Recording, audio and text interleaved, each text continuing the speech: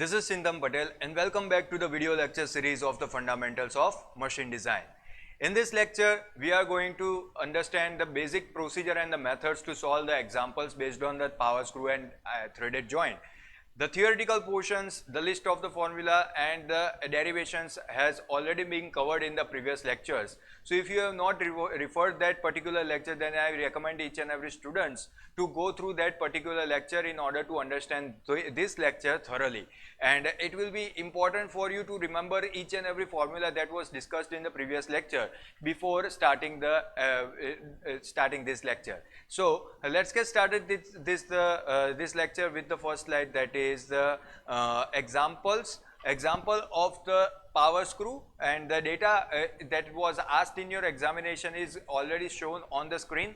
The nominal diameter of the triple start square threaded screw is 50 mm. So I recommend each and every student to understand each and every data that was provided by the examiner before starting the calculation. I recommend you to don't rush for the calculation. First understand the data that was provided, and after after analyzing the data, you will be able to understand the method that you can approach, method that you can utilize for the calculation of your examples. So the 50 mm triple start nominal diameter of the triple start square threaded screw.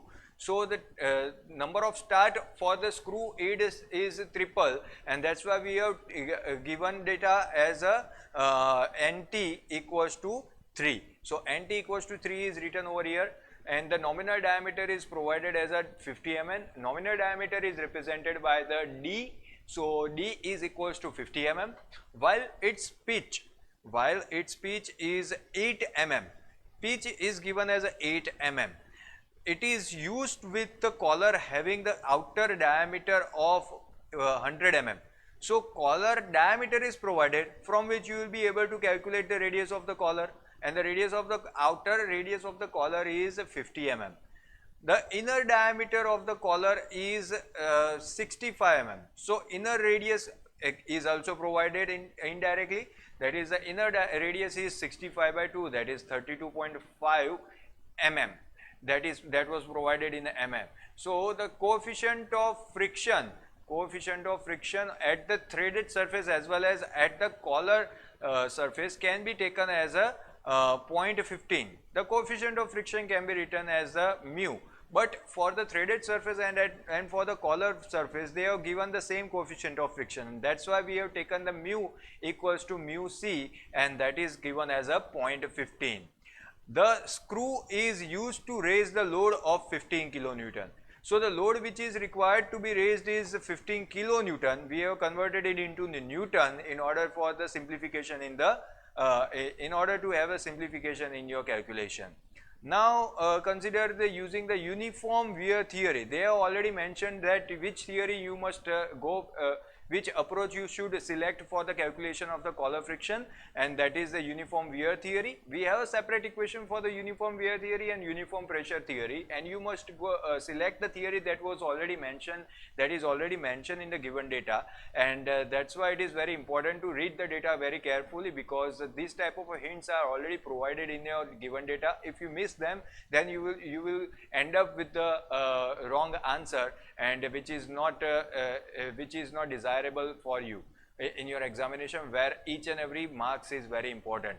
So calculate the first thing that is required, that is the torque required to raise the load. That is the first demand from the examiner. The second thing that he asks is the torque required to lower the load. So there is a one only change in your equation to raise the load and to lower the load. We know that equation, and the force required to raise the load if applied at a radius of the 500 mm. So if you are using a handle, to rotate the power screw, then the radius will be the length of the handle, and if the length of the handle is a 500 mm, then you are providing the force to raise the load using that handle. It means something like that. So we will see that calculation in the upcoming slide. So understand that the length of the handle is given as a 500 mm. Now we start our calculation with the dm. dm is the mean diameter, can be calculated as a d minus p by 2. Why so? Because we have been provided that the type of the thread or the form of the thread is a square thread, and for the square thread you can calculate the value of the dm as a d minus p by 2, and from this calculation we know the answer as a 46 mm. Now we will calculate the value of the lambda, which was already derived in the previous lecture, that is the 10 lambda equals to L upon pi dm. Now we need to calculate first the L, and for the calculation of the L we know the equation, that is n into p.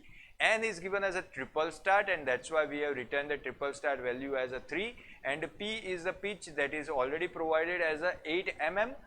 We know the value of dm now, and that's why this equation contains no unknowns, and that's why you can directly calculate the values in your calculators, and by the calculation you will get the answer as a 9.43 degree.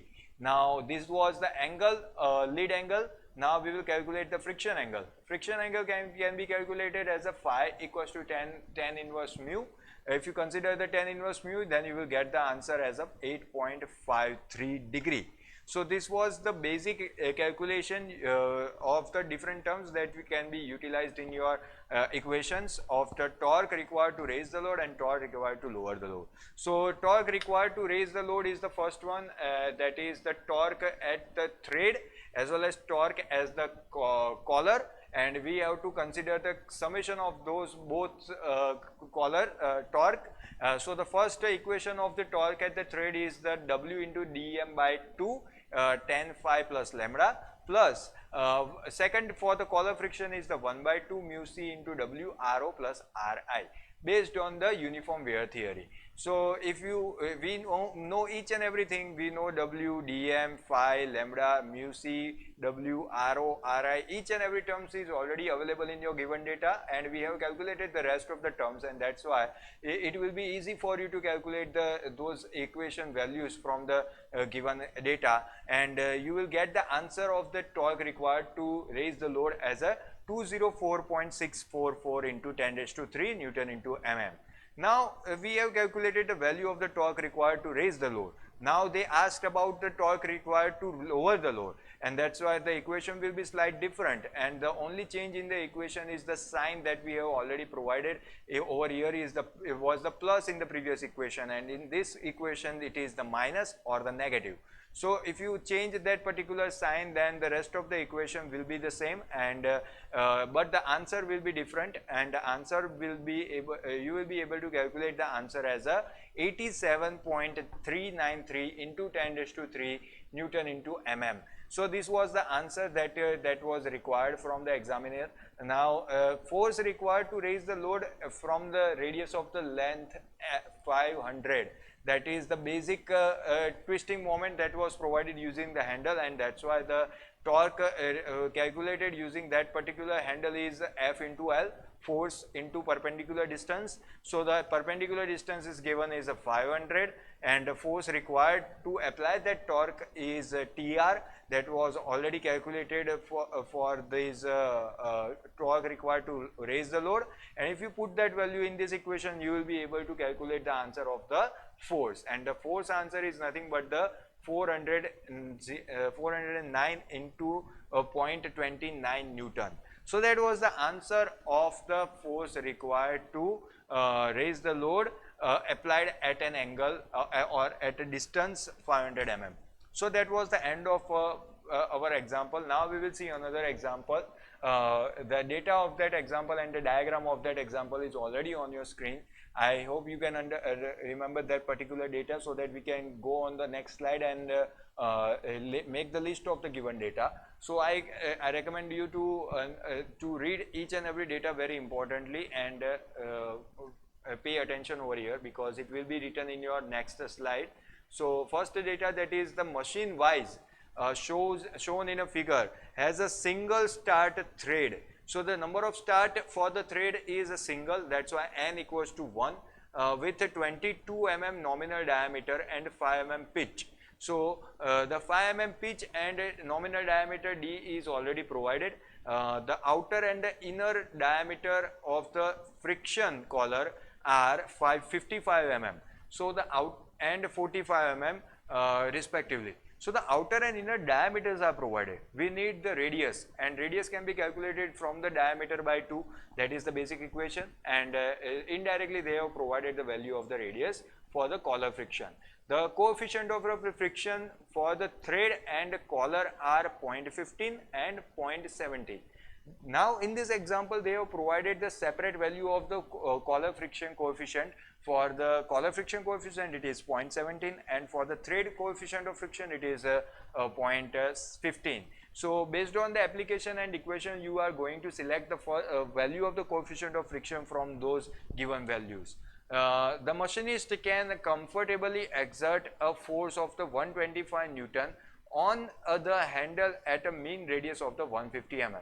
So the length of the handle is provided as a 150 mm, which is also seen from this diagram, and the force which is applied from the machinist on that handle is 125 Newton, and from that force you will be able to calculate the torque required to clamp the device or clamp any job. Okay, assuming the uniform wear theory for the collar.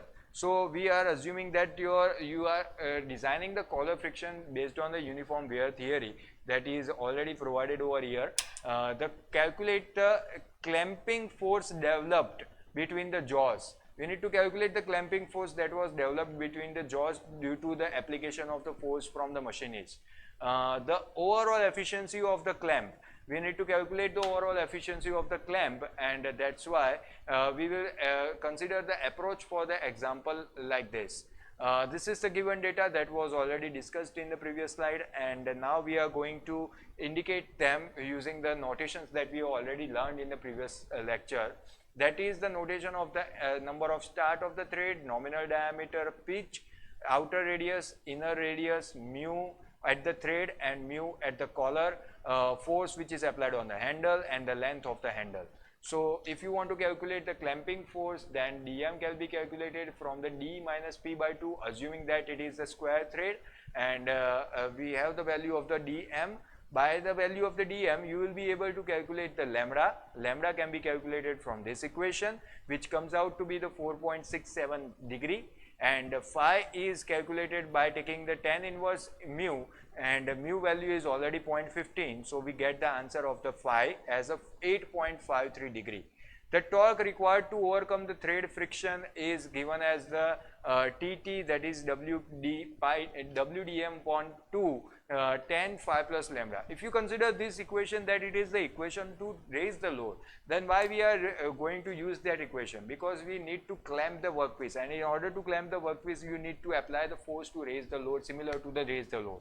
Okay, so if you put each and every term answer in this equation, you will be able to calculate the answer as a 2.287 in W, in terms of W, Newton into mm.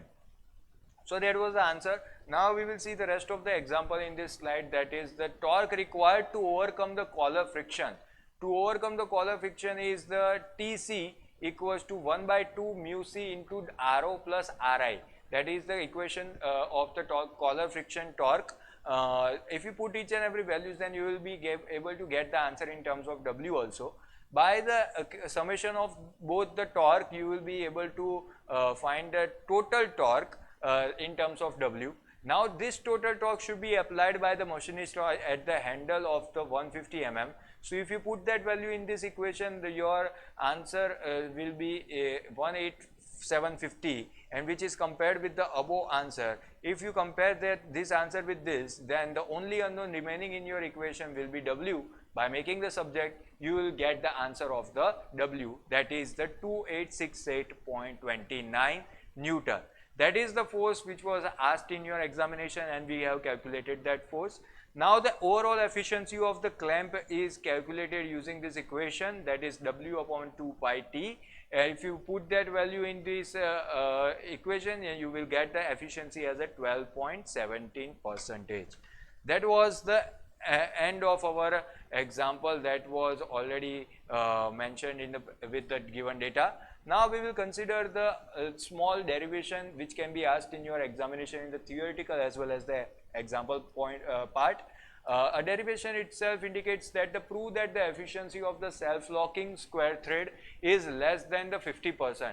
So if it is less than the 50%, you should approach the efficiency equation with like this, 10 lambda upon 10 lambda plus phi.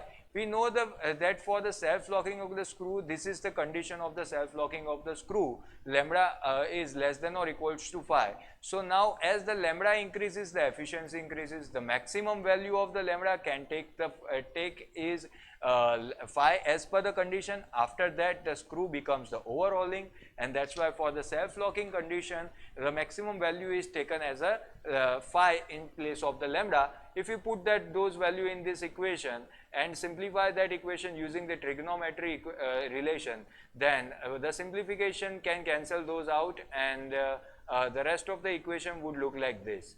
If you consider this equation, from the above expression we see that the efficiency of the self-locking screw is always less than 1 by 2, because the rest of the answer, this answer is subtracted from the 1 by 2, and even if it is the value, this value is a 0, then your maximum answer should be 50 and not more than 50, and that's why we prove our statement that is required to be justified. So we conclude our lecture over here. In the upcoming lecture, we will see another part of the another chapter of your syllabus, and till then, thank you.